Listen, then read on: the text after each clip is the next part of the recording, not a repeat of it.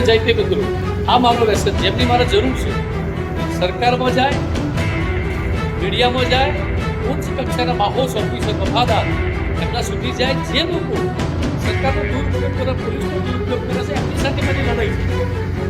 મારે આમનો સપોર્ટ હોય તો એવા લોકો છે જે વ્હાઇટ કોલર બની ફરે છે, જે મોટી 2-2 કરોડની ગાડીઓ લઈને ફરે છે, એક નંબરના ચોર. માલધારી સમાજના આગેવાન રમેશભાઈ દેસાઈનો વધુ એક વિડીયો સોશિયલ મીડિયા પર ચર્ચાનો વિષય બન્યો છે. આ વિડીયોમાં તેમણે મીડિયા તેમજ ઉચ્ચ અધિકારીઓને અપીલ કરતા જણાવ્યું છે કે સમાજમાં ચોરી અને ગેરરીતિઓમાં સંડોવાયેલા લોકોને ખુલ્લા પાડવામાં આવે અને તેમની સામે કડક કાર્યવાહી કરવામાં આવે.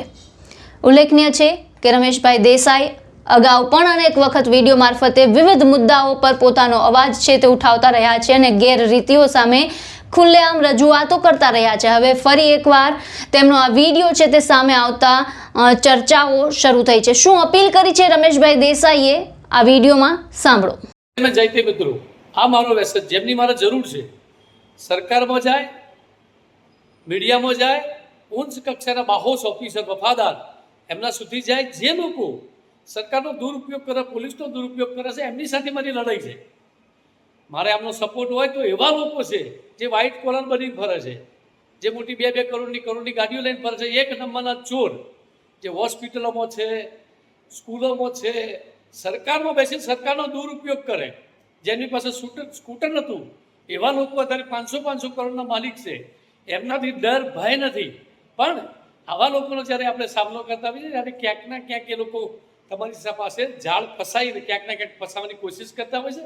પણ મને આવા લોકોનો ડર ભય નથી. જો આવા લોકો માહોશ ઓફિસરો, સરકાર અને મીડિયા સાથે હોય તો આવા લોકોનો પર્દાફાશ કરવો જોઈએ. અને એમાં ખરેખર હું સરકારમાં છું, પણ સરકારમાં રહી અને આવા લોકોને બહાર પાડવા જોઈએ એવી મારી જનતાને અપીલ છે. જનતા મને સપોર્ટ કરે, સરકાર સપોર્ટ કરે.